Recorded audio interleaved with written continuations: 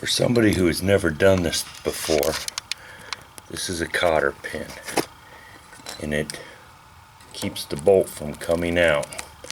So you have to remove this before you can take that nut loose. So there's a trick to it to make it a little bit easier. No telling how long these have been in here, but one of the things you can do is, if you can get up close in here, is just clip the ends off, so you don't have to fight with it as much. It's still not always easy, and you never reuse a cotter pin. And once you get it, grab the head, which is the round end, with a pair of pliers you can't squeeze too tight. You can get in there and use a little bit of leverage to get it to come out, just like that. And again, you always replace the cotter pin, but there it is. It goes through a small hole, you can see through there, and it keeps this nut from spinning. So once I get the nut off, I'll show you how to pop that joint, because the pin in here is tapered and it locks into this, which has a taper. Once you tighten it down, it gets a friction lock and they stay. So there's a couple tricks on how to pop them. Okay, so on the suspension you have different kind of joints. You have ball joints, top and bottom on the steering knuckle, which allow the steering to pivot. You have tie rod ends. You have an inner or an outer, and you have an inner right here, and those are on both sides, and this is the adjustment sleeve that they turn. These are threaded in here.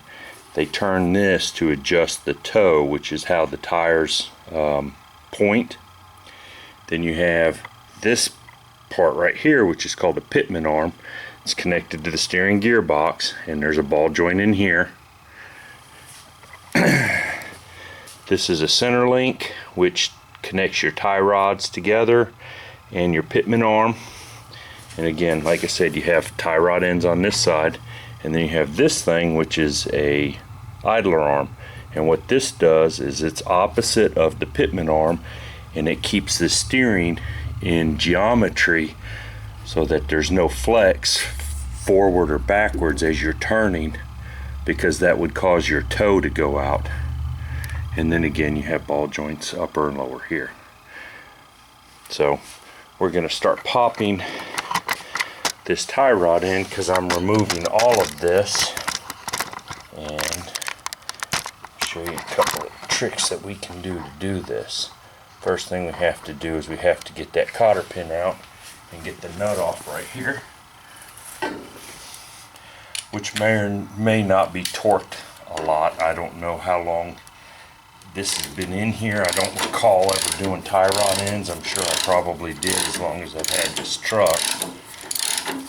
So when you're doing tie rods, there's not tension on this. When you're doing ball joints, you don't want to take it all the way off until it pops. So just for safety, I'm going to leave that on there a little bit. And if it's not set too hard, you can just hit here and the shock will cause it to pop.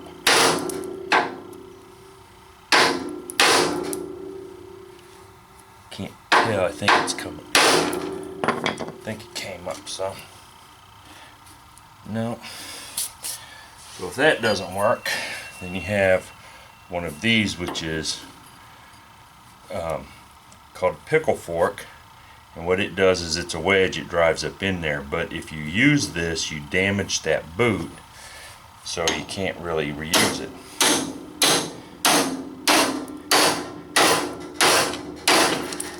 And there it goes, it popped. So now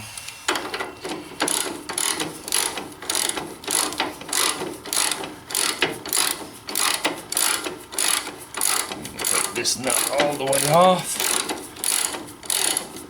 Once that's done, that's it. And you can see that there's a slight taper here, and then inside the spindle where it sets there's a taper as well, so you get that mechanical bond. So that's how you do that. You could also, if you're not planning on using it, leave the nut on. Get the nut, I guess I would have been better off taking the nut completely off and then putting it back on, but get the nut completely off of it and put it back on and get it to where it's flush. The head of the nut is flush with the shaft, and you probably take a hammer and come up from underneath to pop it loose, just to make sure. And I went through and removed all these cotter pins on the steering linkage just to have them done and out of the way. So I want to go ahead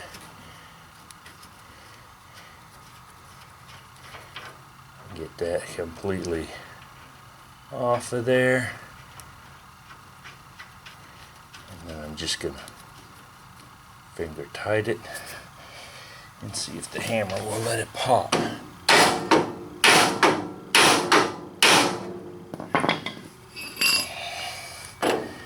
Try to get a little bit of pressure in there. I guess I can just use a pickle fork and see. There we go. That's the way we want it. So now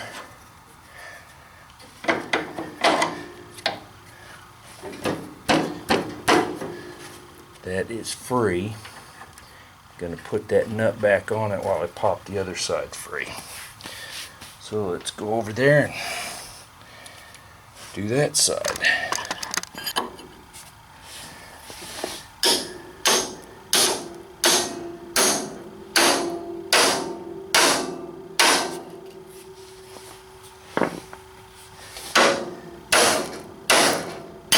There we go. That one's free. Take that nut off, and that's completely free.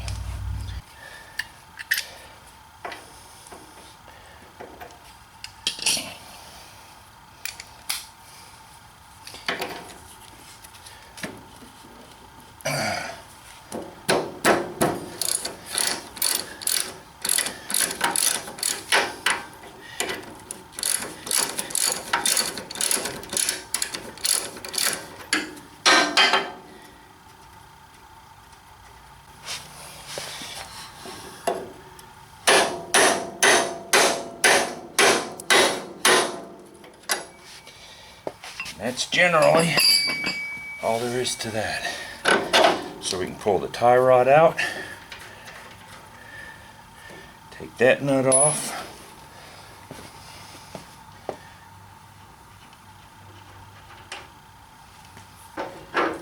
there's an interference with the cross member. It goes really close to the cross member, so this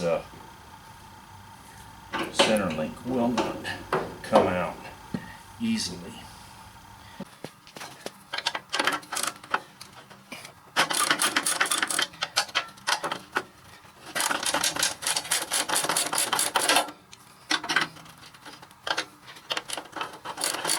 I could be using the impact and making this go a lot faster, but I kind of like using hand tools from time to time.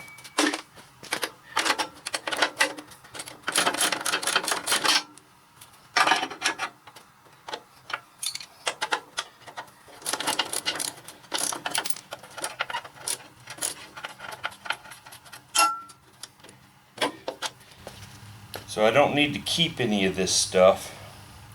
I'll keep that spacer. One of the things that I do plan on doing with this truck is converting it over to rack and pinion steering. Okay. There we go. That one there. So.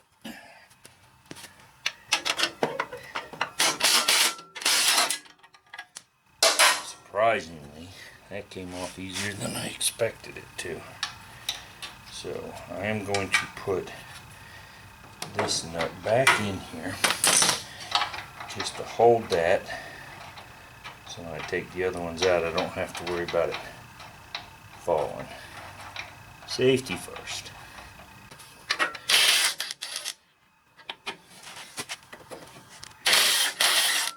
There we go.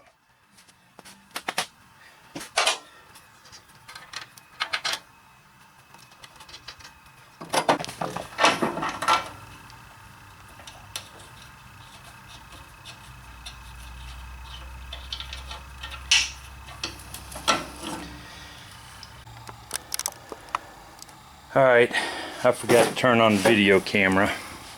I got this this steering knuckle out and the spring. So this is what it looks like once you get it all apart. I will say that if you look at that movement, that control arm bushing was bad right here in the front. If you're just rebuilding the front end on one of these with new parts, it's a good idea to take these shims here out and mark them which side, front or back, that they go in, because they shim this upper control arm here, and that's how they set your caster and camber doing the alignment. And if you keep those and you mark them to where they're supposed to be or where you got them out of, it'll give you a good starting point for your alignment.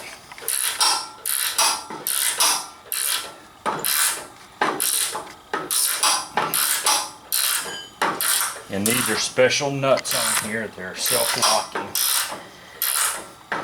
There's a few special things about this upper control arm.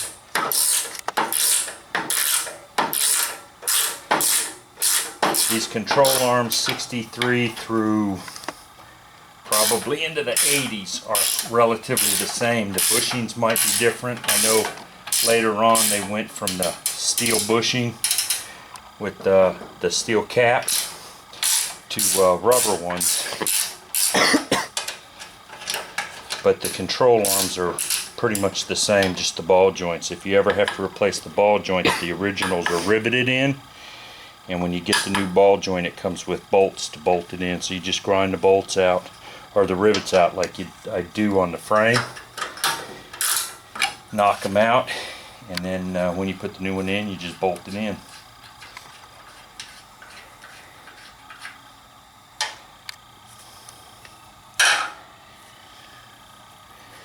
So again, you got shims, and if you notice they're different thicknesses, and that adjusts this front and back, and by doing that it changes the caster of the front spindle, and by moving this in and out it changes the camber. So that's this out, and then there's these washers that are kind of convex on the inside, or concaved on the inside, and then you have convex washers here that they ride on for centering purposes, and that allows it, whenever you shim it, to take up the slack for adjustments.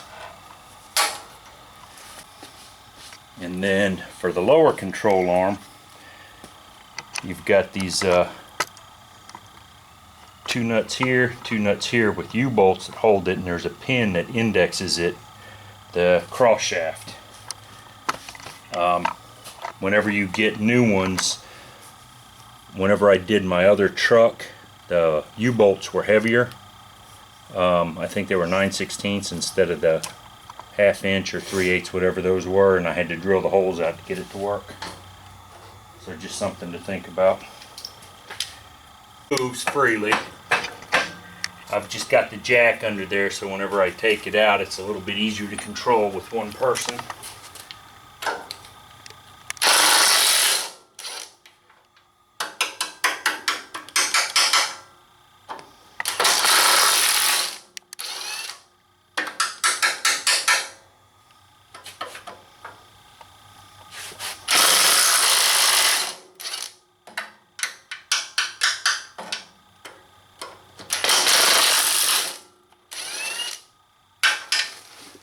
Okay, so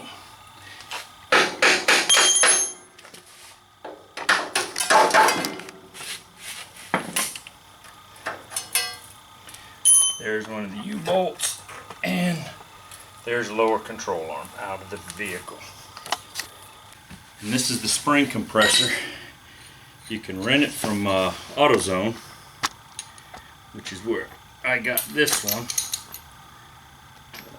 Let's see, 1116.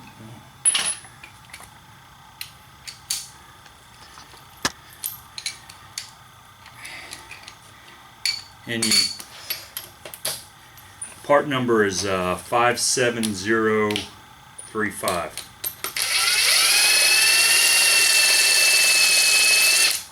I'm only using this. I don't ever recommend using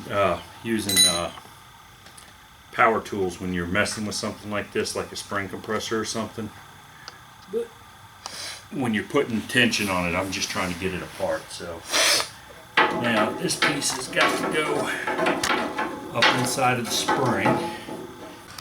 They hook on the spring, and then that rod goes through the center, and then this piece comes in from underneath and rides on it. And once you get it up in there, you can use a ratchet to tighten it up, and it'll compress the spring.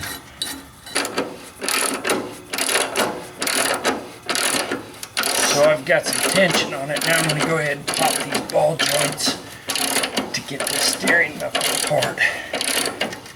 Okay.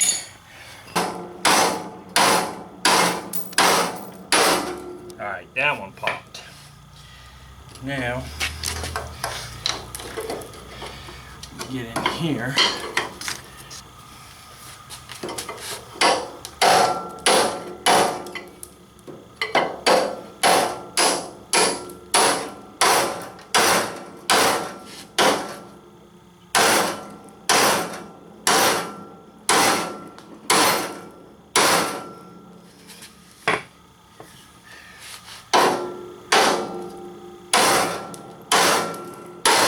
That one popped. Okay. So now we can go ahead and tighten this up some more.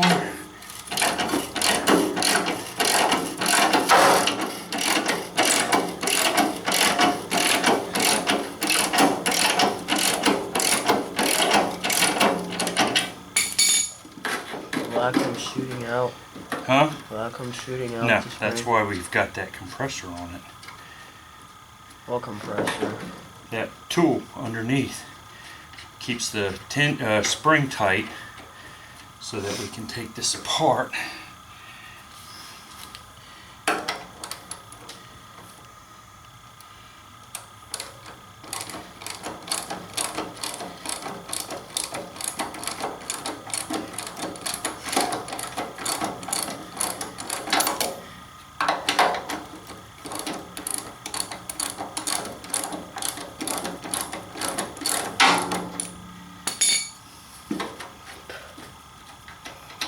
Okay, then that comes out like that, and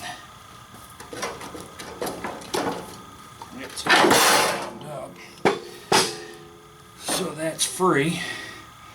So now all I gotta do is take that. You can see right here how that's got that spring under tension. So now all I need to do is loosen that up, and that'll come apart when we get the spring out.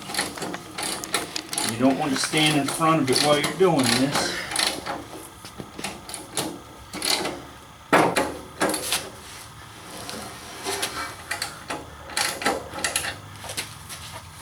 So it's not under very much tension now.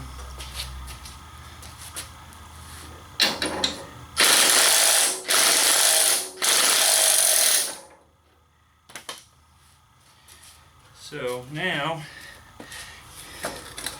we can, no, I need to go more.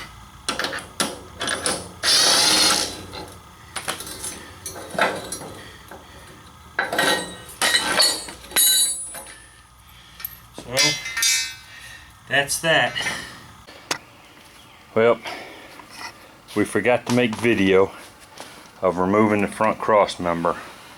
So just to let you know, there's 4 bolts. There's 2 bolts with nuts here, and then 2 bolts that have blind nuts on the top of that angle piece, and then there's 3 bolts that go across here that come up from underneath, and that gets, once you take that out on both sides, then this cross member will come out and you can set it on the ground. And that's that.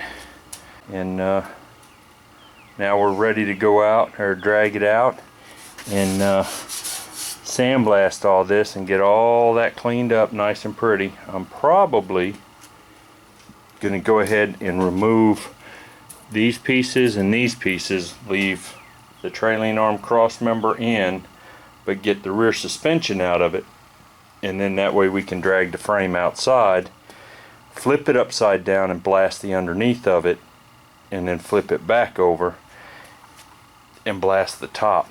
I'm trying to clean up the front, and then I'll treat it with some Eastwood Fast Etch so I don't have to worry about it flash rusting. I did find that I have a hairline crack in it right here, which is not uncommon, so I'll grind that out, clean it up, and then I'll weld that. But got a lot done today, so next video is probably going to be having this outside blasting so we can get it cleaned up and start getting it ready for paint.